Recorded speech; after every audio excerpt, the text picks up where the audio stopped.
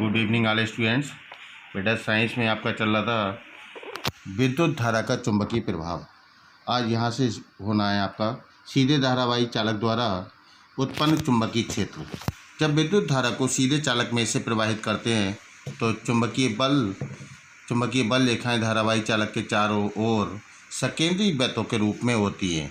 इन वृत्तों का केंद्र चालक तार द्वारा होता है। एक ऊर्ध्वाधर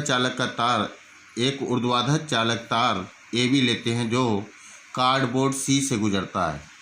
तार के सिरों को बैटरी से जोड़ देते हैं जिससे तार AB के चारों तरफ चुंबकीय क्षेत्र उत्पन्न हो जाता है। ठीक है, तार AB के चारों तरफ चुंबकीय क्षेत्र की चुंबकीय रेखाएं होती हैं।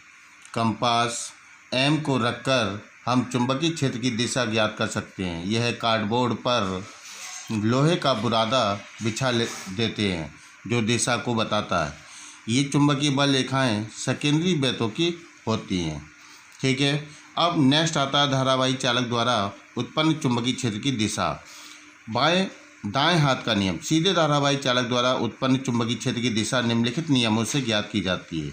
दाएं हाथ का नियम क्या है? यदि हम दाएं हाथ में विद्युत धारा ले जाने वाला तार इस प्रकार पकड़ें कि उंगलियां तार पर लिपटी हों व अंगूठा विद्युत धारा दिशा में हो तो लिपटी हुई अंगुलियों की दिशा चुंबकीय बल रेखाओं की दिशा होती है।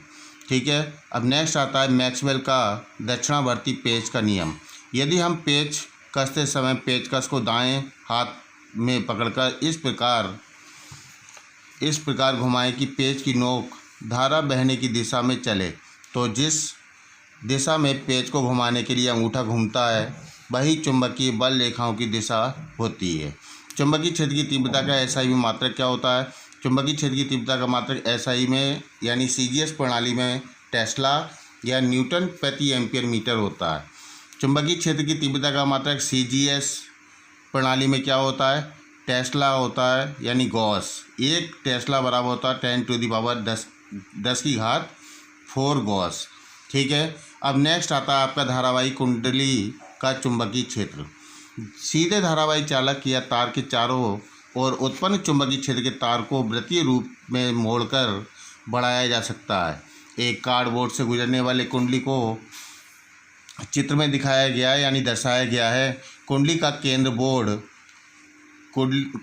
केंद्र कार्डबोर्ड पर स्थित होता है। यदि हम कुंडली में धारा प्रवाहित करते हैं तथा चुंबकीय बल रेखाओं को खींचते हैं तो कार्डबोर्ड के 2 बिंदुओं पर तार के चारों ओर सकेंद्रीय वृत्त प्राप्त होते हैं। धारावाही चालक के समीप चुंबकीय बल रेखाएं वृत्तीय होती हैं। जैसे जैसे हम तार से दूर जाते हैं तो चुंबकीय बल रेखाएं सीधी होती जाती हैं। इस क्षेत्र में चुंबकीय क्षेत्र एक समान होता है तथा कुंडली के तल के लंबवत होता है। वृत्तीय कुंडली के केंद्र पर चुंबकीय बल रेखाएं एक ही दिशा में होती हैं जिससे केंद्र पर चुंबकीय क्षेत्र अधिकतम होता है। ठीक है, यदि कुंडली का तल कागज के तल में हो तो धारा घड़ी की दिशा में प्रवाहित होती है तो चुंबकीय क्षेत्र की दिशा पेपर के अंदर की ओर होगी। यदि धारा की दिशा घड़ी की दिशा के विपरीत प्रवाहित होगी तो चुंबकीय क्षेत्र की दिशा कागज के बाहर की ओर होगी। ठीक है, अब आता है धारावाही कुंडली द्वारा उत्पन्न चुंबकीय क्षेत्र की निर्भरता। कुंडली के केंद्र पर चुंबकीय क्षेत्र B निम्नलिखित कारकों पर निर्भर करता है। कुंडली से प्रवाहित धारा की मात्रा पर निर्भर करता है। धारा क्या होती है? I, तो B अनुक्रमानुपाती होता है I। ठीक है, चुंबकीय क्षेत्र की B अनुक्रमानुपाती होता है I। अब नेक्स्ट है वृत्तीय कुंडली की त्रिज्या पर निर्भर करता है।